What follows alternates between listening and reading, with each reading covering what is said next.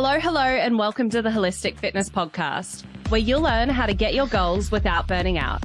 I'm your host, Laurie, and this show isn't just about movement and nutrition. You probably already know that exercise and nutrition is important for your mental and physical health and well-being.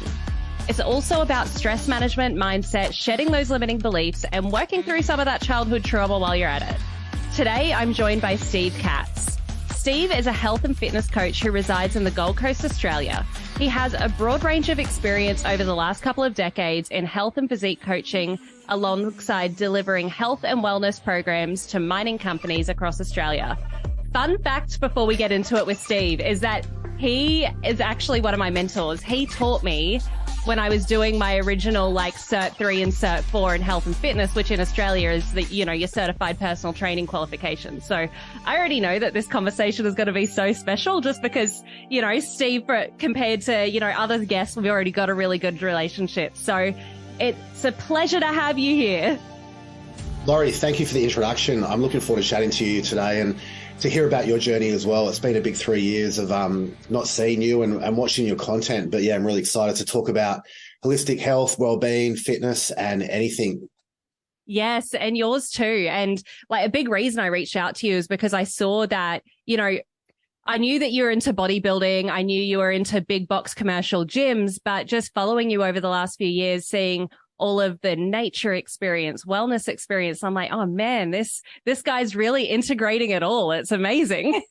And that word's come up a lot for me, the integration. And I really had to do it, Laurie. When I was bodybuilding in 2019 and 2020, I started to realize that, first of all, my blood work as a man wasn't looking too good because I was stressing my body out so much. I was dieting, I was training at the gym 2 or 3 hours a day, working out, impact on my family. And I really needed to look at myself and go, where's this going?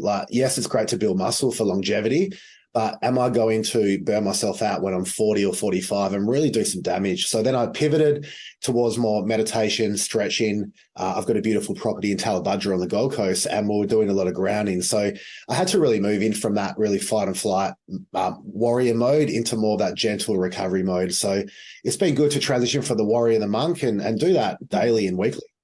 Yes, that's so important. It's really important to be both in your masculine, so the doing and productivity, but then also the feminine, support, rest and receiving. And I'm going to start this podcast the same as I start it with everyone else. And you've just alluded to it a little bit here. You've had quite the journey and 2 decades of experience. So, and you train trainers. So can you give me the context that I would need to know why you help people in the way you do today? Give me the long story. I think, great question. The long story would be, I do a lot of deep work when it comes to my purpose as a man. I do a lot of work around gene keys, human design, and that could be quite fresh for a lot of people. And I've come to realize about 5-10 years ago, as an educator and a teacher and a coach, was that my main purpose as a man is to really impact people in a positive way through health, well-being, and fitness and nurturing. As a father of 2, one of my biggest strengths as a man, I feel, and a parent, is to really nurture people from start of the journey to the end of their journey and give them support along the way. So the coach came up, the educator came up, and the teacher came up. And that's my purpose, Laurie, is to really empower people to take true ownership of their body through health disciplines, through grounding, through exercise, and just show them how powerful you could be as a human being. That's probably, in a nutshell, from the gene keys, from my human design, where I've really come to as a man. Why am I doing this? Well, I'm doing it because I'm born for it. So my main purpose would be to impact people, nurture people, and really support humans through their journey. That's awesome. I love that you've dived into human design as well. I got a reading once and it was just so spot on. I can't remember what my things were, but I've got that freak to genius line, which means sometimes I have those weird ideas and people think I'm the town freak. But if I welcome them first and they're like, oh, she's actually really smart. Love that. And I'm assuming, I'm just going to assume here, I think your human design will be more of are you a projector? No, I'm a generator. Yeah. You're a generator. Mr. Mark. Yeah, but I feel like I had an issue with that to start with, but I'm I do take in a lot and then I guess I'm not a reflector, but I take in a lot and then generate a new path forward from what I've taken in. So I guess my ideas are yeah, but I could feel that I'm a projector too, but yeah, generator is mine. How about you? Manifesting generator. So a bit of a Oh, blend there. cool. Manigen. Yeah, a lot of energy, Yes. a lot of task orientated, very focused, very driven. That's my human design. Yes, I love that. I want to tap into something you said earlier regarding the burnout around exercise and bodybuilding and stuff like that. I recently saw some data, and don't quote me correctly, that if you exercise over a certain amount, it starts becoming detrimental for your health. So on this data graph, there was a huge spike at like 150 minutes is like when it's good for depression and stuff like that. But then there's this drop. Can you tell me a little bit more about like this producing mentality and what you've seen in the kind of bodybuilding industry of like when it's really great and when it's not so great? And it's very context dependent, individual dependent. A lot of people can handle a lot more. But if I look at a human being, Laurie, I'm looking at their occupation, their relationship, their water supply, their food quality. I just encompass all the stress into a bucket. And this is a great teaching of Paul Chek, who's an incredible guy in America who I've learned a lot from, is that stress accumulates in the body through movement, nutrition, occupation, relationships, environment. So when I look at a human, I try and get people in the gym for minimum 45 minutes to an hour. That tends to be the sweet spot of what their body can handle in terms of breaking down muscle tissue, and then going out of the gym and then recovering through stretching, meditation, grounding, walking, breathing. So a lot of people don't have enough time in the day to really handle an hour to 2 hour workout anymore. It's literally 45 minutes to an hour, get your core workout done, and then recover really well outside the gym. And I look at a lot of people's blood work, and the people that have negative impact on their blood work tend to be people that train an hour and a half, 2 hours a day, and they don't recover well enough. They're just burning the candle from their testosterone. Their thyroid's not functioning properly, and their vitamin mineral count is normally quite depleted because there's so much energy going out and not enough restorative energy coming back in. So essentially, human dependent, individual dependent, but I find a lot of people, 45 minutes to an hour tends to be that sweet spot for training optimization. That's awesome. That's like such a great tangible thing to kind of take out of it, and taking your recovery as seriously as that 45 to 60 minutes of training. I love that kind of stress in a bucket analogy that you used. I'm curious if you've got somebody who's like a working mum or a working dad, they're in an executive role, let's say, so they've got a high stress role, or they're making lots of decisions. Maybe they're context switching a lot. What sort of like exercise would you recommend for them when their stress is already pretty high? Breath work and meditation. So a lot of people are programmed in our world to go, if I want to declutter and de-stress, I'll go straight to the gym and do an F45 or a fit stop or a big workout. And that could actually exacerbate them. So initially, a lot of the guys that I coach have got their own companies. Half my coaching cohort would be business owners and company owners who are very busy, 70 hours a week. They're always pushing the envelope more and more and more. So I get them to do a lot of meditation. They go to the beach on the Gold Coast and walk and ground on the beach. But a lot of them tend to do more parasympathetic recovery type grounding activities. And when they feel good, only once or twice a week, I'll get them in the gym and give them like a lower body workout or upper body circuit. So essentially, priority number one would be to ground and decompress the nervous system. And then from there, we could go into the gym and train harder. So that's probably the step-by-step protocol that I tend to do with a business owner or a parent who's got limited time and they're highly stressed out. Yeah. How do you handle that though when they I agree with that approach. I think the parasympathetic nervous system is so important, but it's like if you think about a business owner, they're focused on the numbers, they're thinking about the quantifiable. So it's like, how is this quantifiable and why am I doing all of this before I actually get into the nitty gritty? So how do you kind of explain that and convince folks or someone who might be listening and they're like, oh, that sounds like a bit of a waste of time?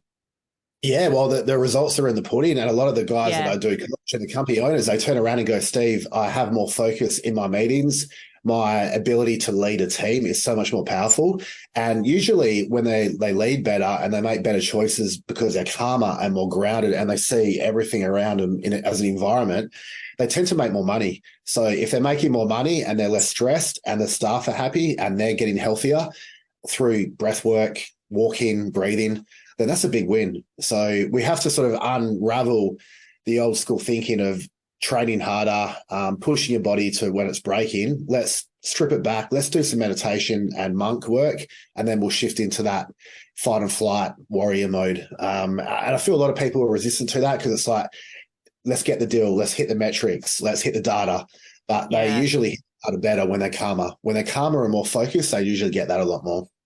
Yeah, no, I totally get that. And honestly, so personal story, I'm an executive for two startups at the moment. So I'm the VP of customer experience. So it's like a really intense job.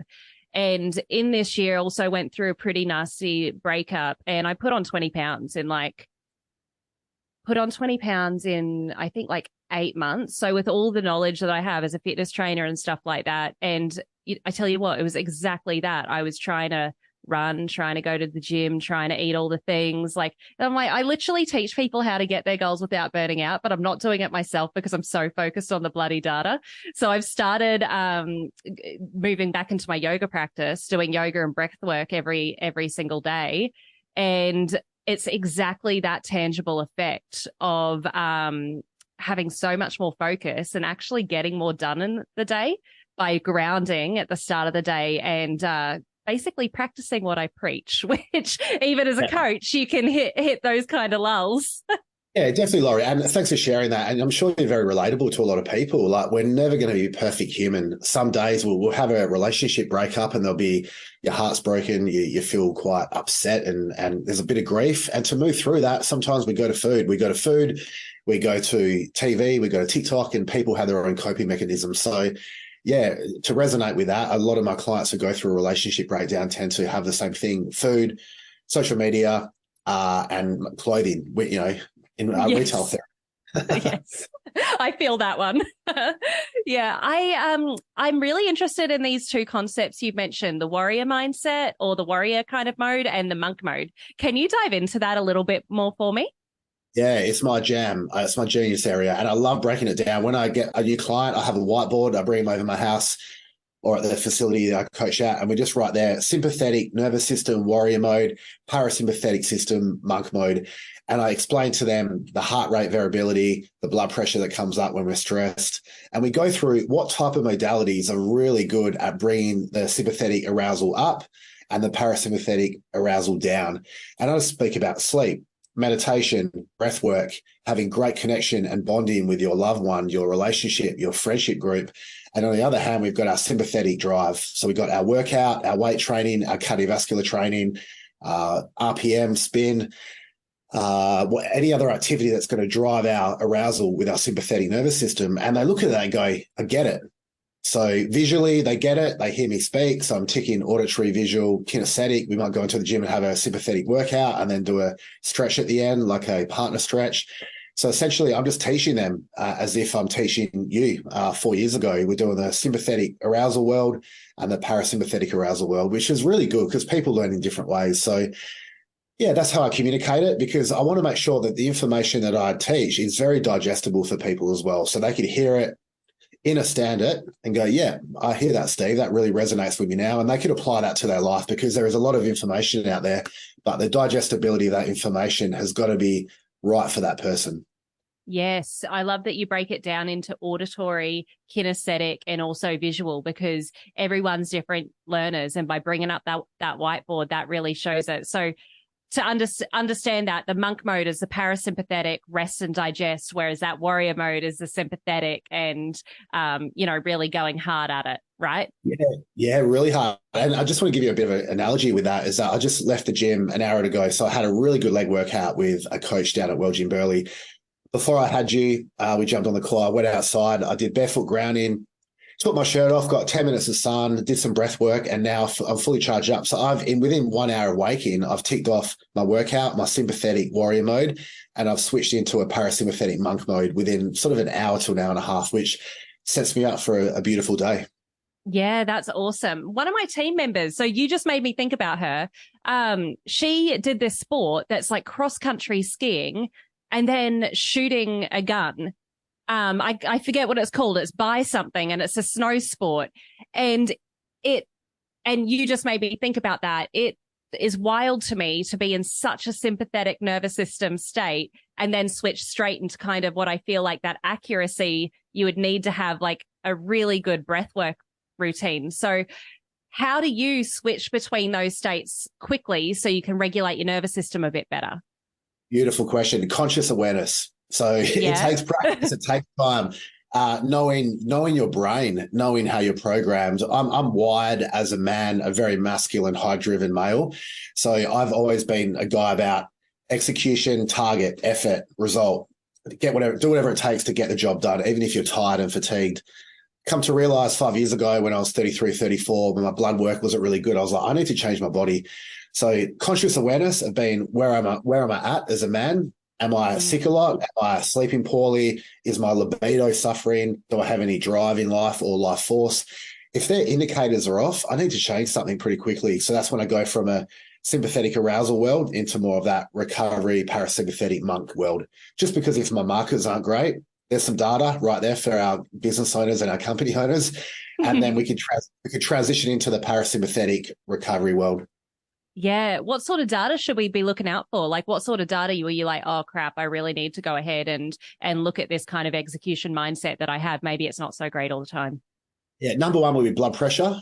Check your blood pressure 2 or 3 times a day. Just get a machine. I've got one behind me at the moment. I take that 2 or 3 times a day, 1 minute job. Blood sugar levels, if you want to go a little bit further to see how quickly your body can tolerate carbohydrates, so your BSL. Your heart rate variability, which is a big marker as well. Your aura ring could also do that. And then you've got your libido. So just more of a subjective data, like how do I feel? Do I feel excitable? Do I feel aroused? Where a lot of people don't have any life force, so they're basically quite depleted. So they're the big 4 I go to: blood pressure, heart rate variability, blood sugar level, and then libido are the big 4 that I look at. Yeah, no, that's really good. I also recommend for folks, if you don't have the aura ring, the Whoop's really good. The heart rate variability as well. That's what I use to track it to see where I'm at there. Yeah, and I'd love to hear about when you were going through that bit of a challenging time recently. Did you notice a change in your heart rate variability, Laurie? Yeah, it was really, really low in January and February when I was in the depth of my breakup. Then it peaked a little bit, and now it's kind of in the yellow. So it's starting to get a bit better, but it tanked all January and February. It was so low, I couldn't recover no matter what. And then I had another like close to burnout event about 2 months ago, which is really ironic because I've been posting podcasts on burnout, but let's keep it real here. I learned from my guests too. And I was really low with my heart rate variability. Yeah. So that normally leads to fatigue, illness, irritability. And you know that it's just hey, I'm getting annoyed right now. Why am I annoyed? My heart rate availability is not working really well. Yeah, it's really good. And that's when to focus on the sleep. And I've got a Shakti mat that I actually find quite helpful. So for those people that don't know, Shakti mats like has all these like little spikes and stuff on it. And it sends me into like a meditative trance state. I'm very like intellectual curiosity energy. I'm like a why person. I want to know why. If I have an answer, I want to share it. And like, that's kind of like a lot of air energy, I guess. So I need to actively calm that brain down before I go to bed. Yeah. It's like the 4 agreements of life. One of them, the 5th one's actually curiosity. Be curious about everything. I'm sure you've read that book before. Yes, that's hilarious. I've got it right here. It. Oh, yeah. No way. That's so funny. Yeah, dive into that. Read it again and again and again. I think yes. It's one of my favorite reads, the 4 agreements. I saw, I actually have it in my Amazon cart right now, a book that you had on your Instagram story the other day, Inner Size. I love that headline. Tell me more about that book. Powerful.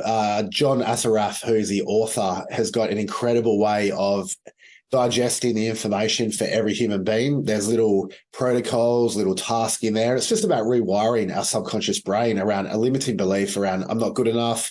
I can't sustain a healthy diet. I cannot commit to a relationship without getting hurt. And there's just so many powerful tools in there and storytelling that really resonated with me. I've read it 5 times and I read it more and more and more because, as you know, we digest information that can disappear in 6 months to a year. But Inner Size would be probably in the last 5 years' time, the most powerful read that I've come across. So for anyone out there who wants to work on their limiting beliefs around food, relationships, exercise, their life purpose, Inner Size will be my favorite go-to book. Are you tired of constantly feeling burnt out while trying to achieve your goals? Do you find yourself struggling to maintain motivation and productivity over long periods of time? I'd like to introduce you to the Goal Getting Journal, the ultimate solution for those of you who want to surpass their goals without burning out. Our journal is designed to help you set achievable goals, track your progress, and maintain a healthy work-life balance. With our journal, you'll discover practical strategies for managing stress, staying motivated, and avoiding burnout, including time blocking, habit stacking, and so much more. You'll also learn how to prioritize your tasks and maximize your productivity so you can get more done in less time. The Goal Getting Journal is perfect for anyone who wants to achieve their goals without sacrificing their mental health and well-being. Whether you're an entrepreneur, a student, or just someone who wants to make any positive change in your life, the Goal Getting Journal can help you stay on track and avoid burnout. And for Holistic Fitness podcast listeners, you can get 20% off your first journal using the code HFPodcast. Go to goalgettingjournal.com and type HF podcast at checkout to get your discount. So what are you waiting for? Order the Goal Getting Journal today and start getting your goals without burning out. That's awesome. You've convinced me to read it. Just the title took me away because I knew once I became a trainer, like I know how to train someone's physical body, but I want to help them train their inner body. I want them to help them clear their inner work without being a therapist, because fitness is really important. Like, but that always seemed like the huge thing, the thought work, the inner beliefs and stuff like that. And that sounds like an amazing book to help guide on that.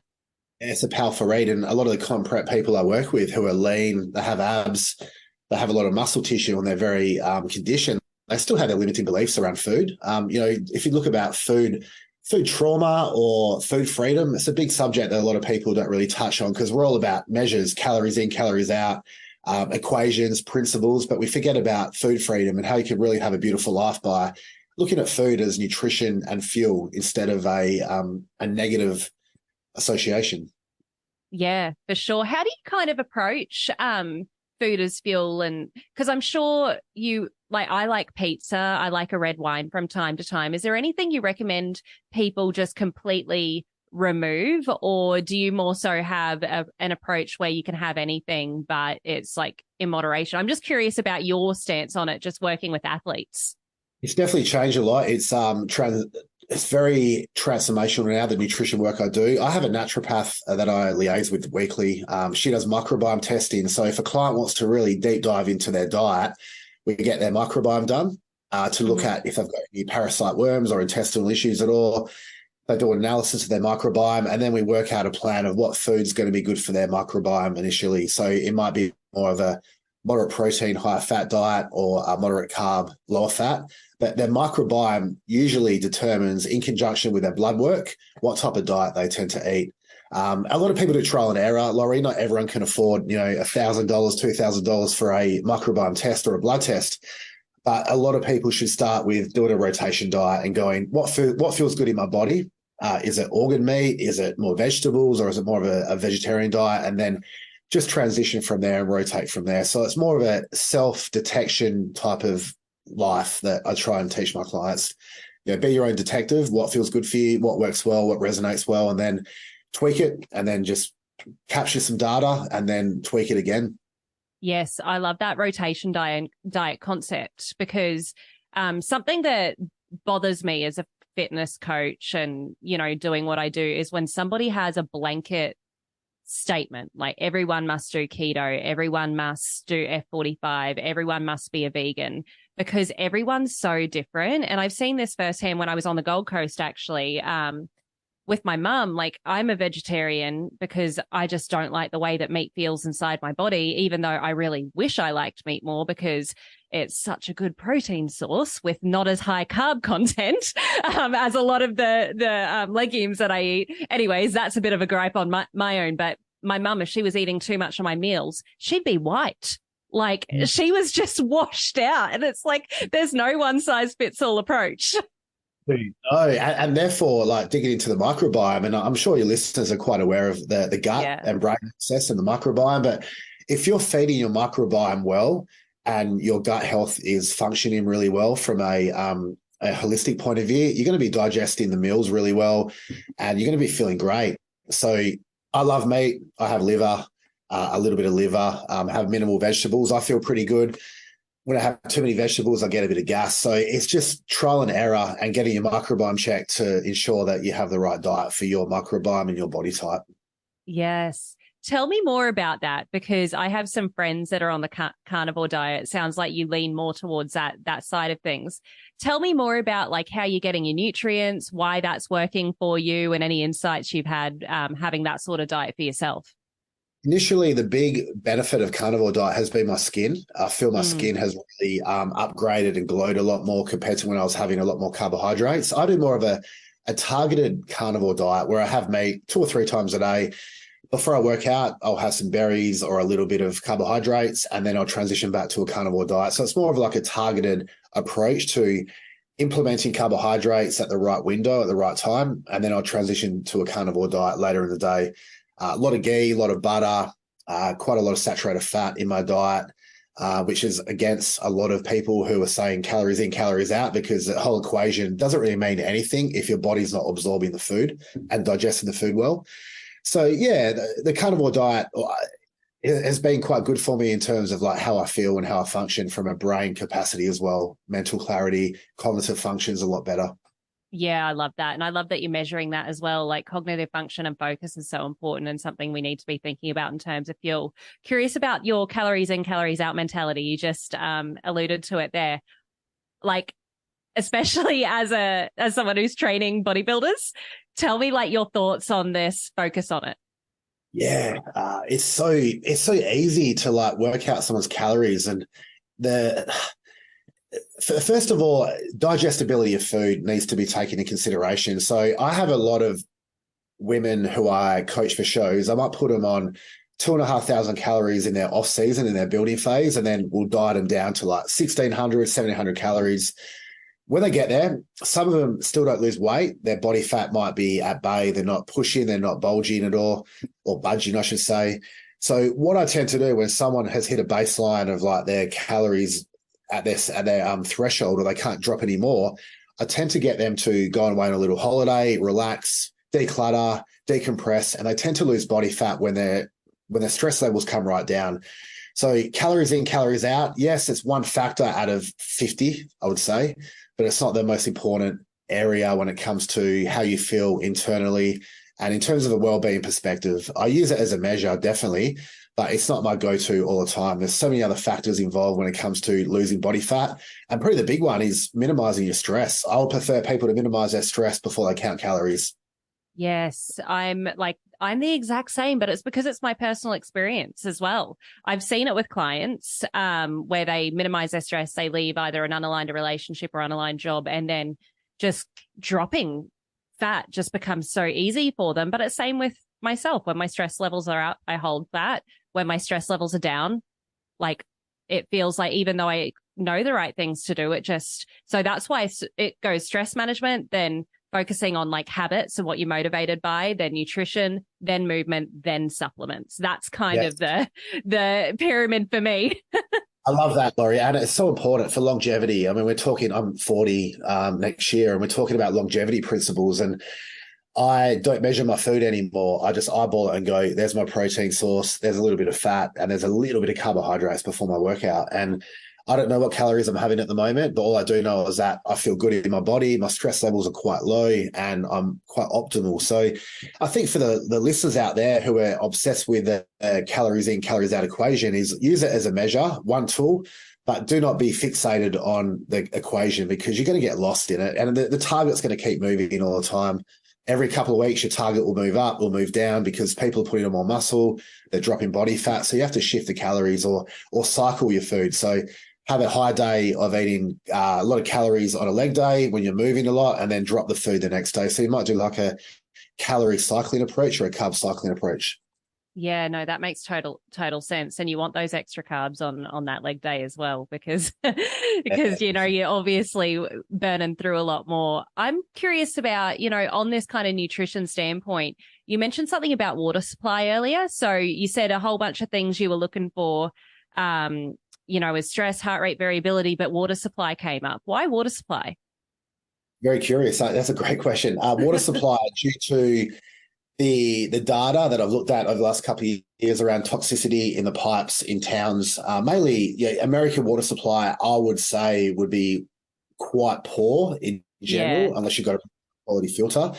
But looking at how you're drinking water, is it tap water? Is it filtered through a Kangen unit or a really high quality water filter that's going to remove a lot of the toxins in that water pipe? So essentially, I get my clients to buy a water filter as number one when they coach with me, get one, a high quality one, and then measure their water intake, the 2 to 4 liters with a bit of Himalayan Celtic salt to get their electrolytes or their sodium levels up. But yeah, water quality is important. We're 75% water, and we want to frequently, we want to operate at a high frequency. And when we've got good water in our body, we're going to feel better. We're going to be more charged up from an iron point, and we're going to feel more alert and more focused. So quality of water with a good water filter is it's non-negotiable when it comes to good health. Yeah, I'm totally with you there. I actually use Epic water filters and have been since 2019, since our course. Who's that Brazilian bloke that taught with us? Ronaldo. Yeah, he taught me about the Epic water filters at the time, and I've always had filtered water, but that one, I've been using for, I guess, 4.5 years now. So I'm a big fan of it. What's the impact of not filtering your water? What's the impact? I did a lot of water testing when I was working at Rio Tinto in the Pilbara in Western Australia, and we did a lot of testing around the carcinogenics or carcinogens in water supply, and the toxicity levels can really rise up pretty quickly. So when you look at hygiene or the toxic load of a human being, if you're adding in stress, sugar, artificial sweeteners, plus toxic water, you're going to get a lot of toxic load in the body.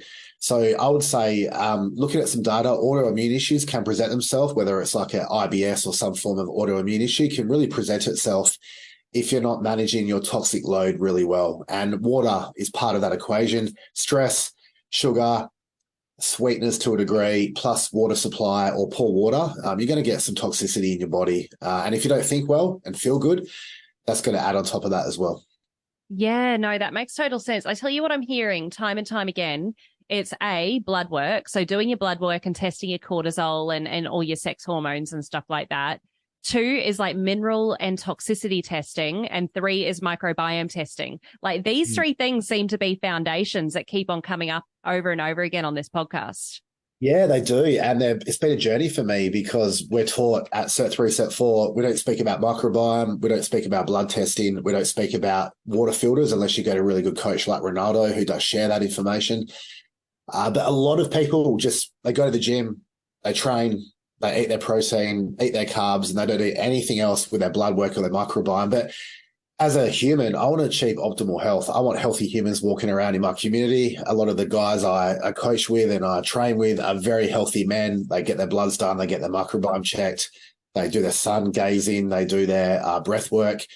So I want to be around healthy, optimal human beings, and I want that for the world. I want to see a world of healthy humans with minimal disease and dysfunction. So that's the goal of me, to empower people just to feel good and feel well.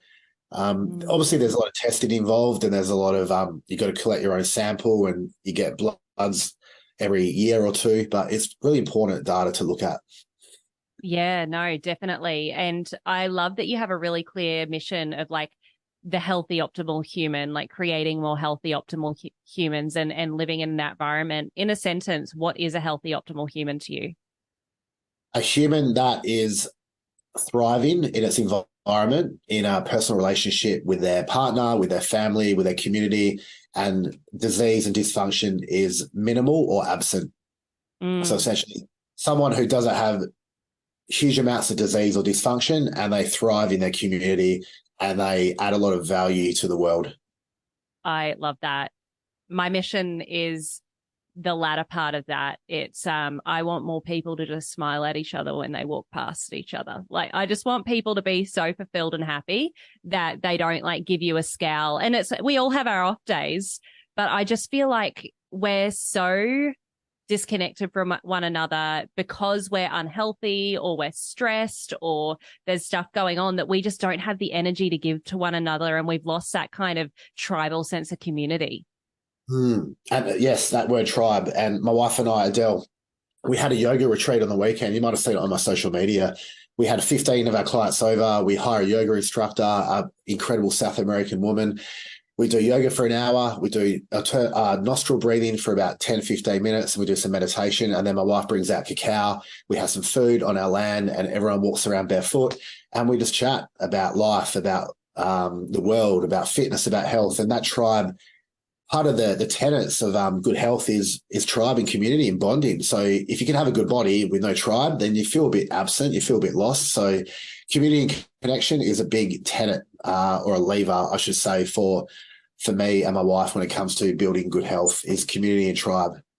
Yes. Yeah, definitely. No, it's all interconnected, isn't it? I think something that we haven't really spoken about yet is mindset. So a lot of the stuff we've mentioned around about like parasympathetic nervous system and moving more into like that stress management side of things. A lot of the reason why people aren't doing breath work or meditation or fitness is because they haven't really built the mindset to be able to commit to things. So what are some of your top tips that you've seen to help people build a strong mind? 8 peace points throughout the day. When I say a peace point, I'm talking about put your TV, your mobile phone away, your laptop, your computer, and just look at a tree for 3 minutes. That will really ground your body straight away. So initially, for a masculine business owner, whether it's a female or a male, if they're driven by data and driven by results and executing their whole life, for them to do breath work for an hour, it's probably not realistic. So I get them to look at a tree, eat lunch outside, put their mobile phone away for 10 or 15 minutes and really be present with your body, because presence is your power. The more present we are, the more powerful we are around our environment. So initially, just a peace point, 3 or 4 times a day, no mobile phone for 10 minutes, look outside, look away from your computer, pay attention to your heart rate and your breath. Do some nostril breathing, in, out, which will really calm down your body.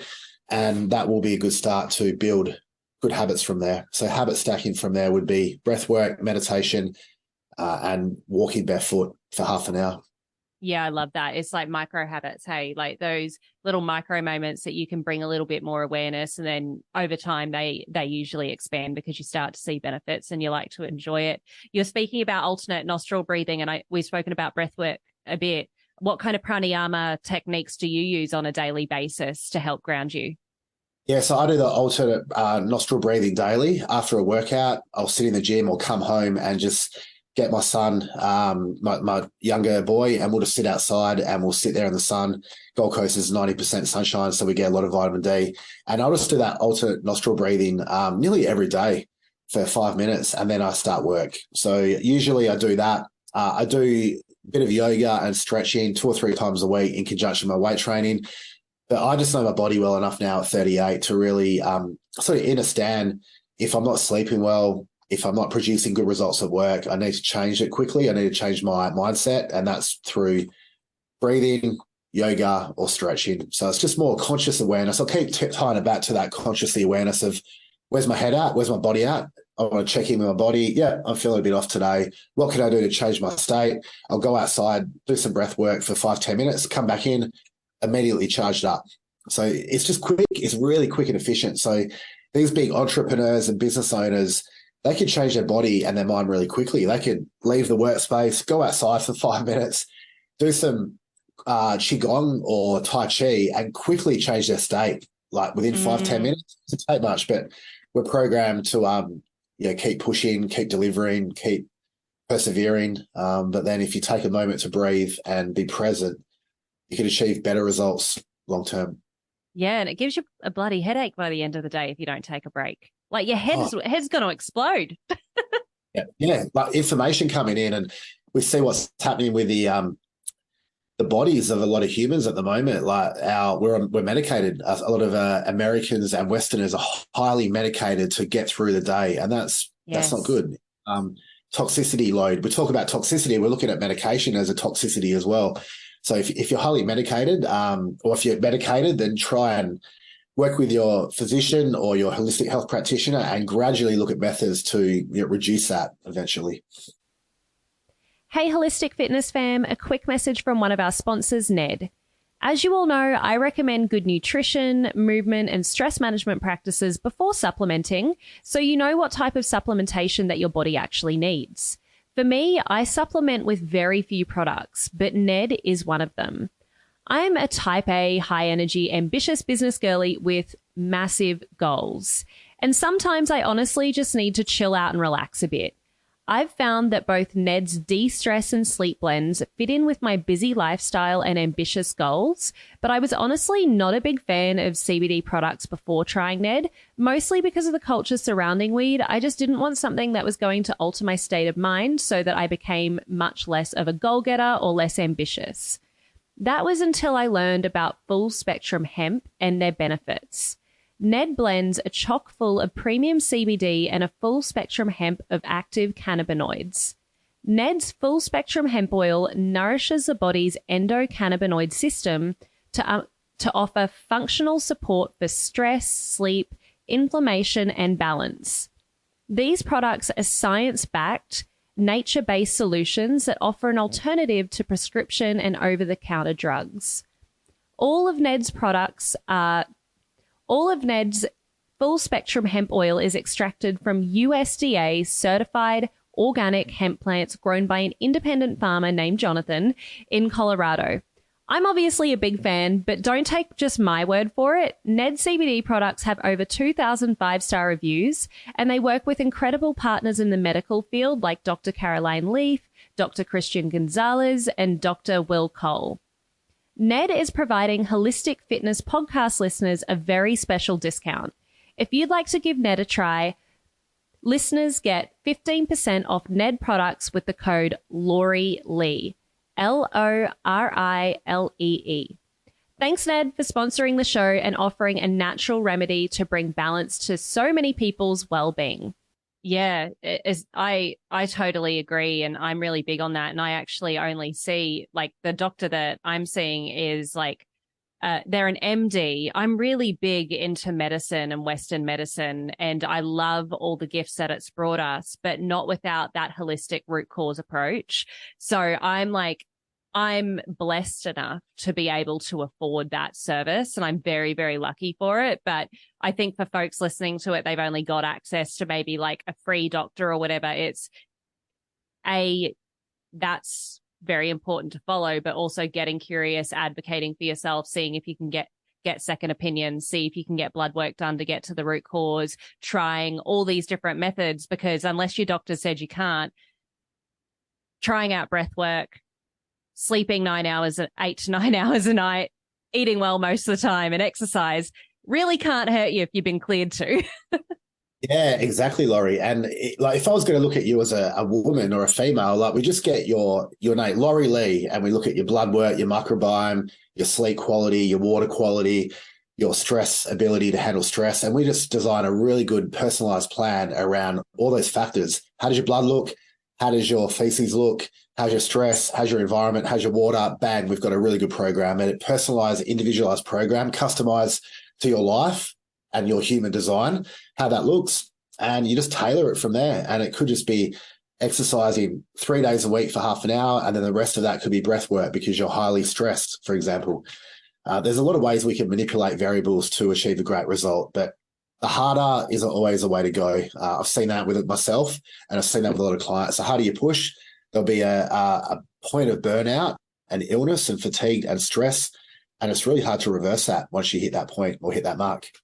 Yeah. That's really refreshing hearing from you, Steve, because we get a range of guests on the podcast. And I would say that the conversations we're having around like, hey, don't push yourself as hard if you already are highly stressed are definitely coming more from people who identify as, females. So it's really nice to see, you are, like you said, more masculine in energy, want to produce, want to do this, but you found that balance. And it's just really refreshing to hear it from somebody that's kind of on the other side of the coin. And I guess I just feel particularly validated in this conversation, being probably like a lot of my clients and highly stressed, and hearing you say that is just really nice. Well, thank you, Laurie. Yeah, and it's my own personal experience, but observation. I think you're a lot like me. I watch people in their environment. I love observing humans in their environment at work, at the gym. And I see a lot of pre-workout. I see a lot of stimulation. I see a lot of caffeine. I see a lot of TikTok. I see a lot of energy coming in. I'm like, just be present. Close your eyes for a minute and just try and pay attention to your heart rate. For a lot of people, that's hard work. I want to look at my phone. Turn your phone off for a bit and just be present with your body. And I keep coming back to presence is your power. And it's like that in a relationship. My wife and I have weekly check-ins. I say, how are you feeling? How's your health? Is there anything I could do to support you? Is there anything I could do to get you better? And we just have that present check-in with no mobile phones, no TV, look at each other in the eye and go, what's up? What can we do to get better and improve? So that growth mindset, we've got the growth mindset of just supporting our community and supporting our tribe really well. Yes, I actually love the relationship that you and your wife seem to have from your social media highlight reel. But it seems to be a really like positive, balanced relationship in general. What do you think contributes to that? Our passion for fitness and health. I was Adele's lecturer back in 2007 now. So I was at TAFE. So cool. Yeah, so she was a student. We didn't start dating until after the course, of course. You didn't do it at TAFE. No, not at TAFE. There would have been some ramifications there. But we connected through fitness, through health, through traveling, and our vision to have children together and homeschool and nurture our family was pretty prevalent. We had a purpose that was really lined up, and we've navigated life over 15 years together through traveling, the US, Europe, training. Adele works with pre- and postnatal clients on the Gold Coast. I'm more business owners and prep people. So we just work well together. She has her own identity. I have my own identity. We're not enmeshed in any way, and we help each other out and just balance each other out really well. So the traditional masculine feminine approach of like man and woman with no fluidity around that is really important as well for a long-term relationship. Yes, I love that. And it sounds like you both have kind of like complementary skills in terms of, she's working more with the pre and postnatal and you're working more with like the entrepreneurs, the business owners, but then also you've got all those shared values, and those shared values have really helped you raise your children and move forward. So it seems like those two things are it's like, yes, opposites attract, but these values need to be the same. Yeah, non-negotiable, Laurie. I feel if I'm into health and I'm training 4 or 5 times a week and doing breath work and yoga and grounding, if my wife's not doing that, there's a bit of a disconnect initially already. So the values are the same, the mission is the same, and the purpose is quite similar to help people get healthier. And then once you look after your relationship with yourself and your partner, then you can really open yourself up and bring some other good humans in and a tribe and community and create that tight-knit bond of good, healthy humans. So it obviously takes work, like fitness. You've got to wake up every day and work through your inner child work and what happened when you were younger and your adolescent teenage years when you were potentially bullied or something happened. We've all got stuff that we work through. We've all got a story and different chapters in life, but it just takes conscious awareness of dealing with that and going, how can I show up and be good for myself and my partner as well? Yeah. Love is a noun and a verb. Yeah. Definitely. You know what? I found it pretty helpful. So I went through my breakup at the start of the year, 4-year relationship, a lot of stress there. I broke up with him, so it was my choice. But one of my friends pretty quickly after I broke up with him, he's like, whenever you are ready to date, I want to date you. And I must say, dating a friend, we've moved pretty quickly, has been really refreshing, because you've already got those shared values, and it feels like we should be like supervised every night because we're giggling about the silliest. Like, you can just make life really fun if you've got that shared foundation. And I really enjoy dating a friend, and that shift, like while I kind of went through a few men in my 20s, it was about quality, not quantity. That was the issue, but that's awesome to hear. So like, you're laughing, you're joyful, you're playful, and that's what's missing in a lot of humans is we're so serious. We've got deadlines where we're looking at the next project, the next business opportunity, but joy, laughter, playfulness, hugging, connecting is quite absent in today's world. So you're doing, I love hearing that. It's good to have that playfulness and joyfulness in a relationship that you feel safe to express yourself and you feel safe to be you. And that's exactly what it is, feeling safe to express yourself. That inner child that you spoke about, that inner child feeling safe. Yeah. Yeah, and every human has an inner child. We're trying to avoid it. It comes up, and it comes up in good ways and sometimes not so good ways, but we just try and manage that accordingly. But yeah, playfulness and joyfulness is really important. Like, just like you mentioned before, smiling at people. I'm that type of guy where I'll walk around the gym and even in public, and I smile and look at people and go, "Good morning, how are you?" And my target, you probably get half the people that smile back. On the Gold Coast, there's probably more because everyone's quite fit and healthy and happy. But you go into a city like Melbourne or Sydney, and people are basically got their head down and they're in a rush. Next meeting, next deadline. I've got 2 minutes to get to work. People are very sympathetic, fight or flight. So smiling, connecting, and just being approachable is a good characteristic. Yeah, absolutely. And I do love that about the Gold Coast as well. It's sunny, so it's pretty easy to be nice to people most of the time. Yeah. And it is that kind of laid back kind of atmosphere. Steve, you and I, we could chat for like 2 hours. I've really, really enjoyed this conversation. But before we head off, what have we not spoken about today that you wanted to speak about? I feel the only thing we ever touched on, Laurie, was probably masculine energy. We did touch on it a little bit when I spoke about Adele and how you've got the characteristics of a masculine person, whether it's a female or a male, and the dynamic between a man and a woman. But we've covered some really cool stuff around nutrition, blood work, microbiome, and I'm sure your listeners will get a lot of value out of hearing me speak and also your experience as well. But in a nutshell, it was really good to talk to you and talk about holistic health. I'm very passionate about human health, as you know, and just making people live a great life and a holistically balanced life. Yeah, and you practice what you preach. I really enjoy following your content, and I personally learned a lot. Big part of why I love hosting this podcast is I learn so much from my guests. So I've learned a lot from you, and thank you for continue being an amazing mentor and joining us today. I'm sure others want to learn more from you. So how can we all get in touch with you and learn what you're about? Yeah, website's primalelitecoaching.com.au. I do a lot of online coaching on the Gold Coast, blood work, microbiome assessments with my naturopath. And alongside that, social media, Coach Steve Kaps on Instagram, but the website will be the best place to look at my work, primalelitecoaching.com.au. And yeah, love health, love being on here today, and thank you for your time, Laurie. Yeah, no, thanks so much, Steve. It's been amazing. Awesome. Great. And for everyone listening at home, whether you're in the car, out on a run, or going for a walk on the beautiful sunny Gold Coast boardwalk, eat well, move well, breathe well. And until next time, keep shining.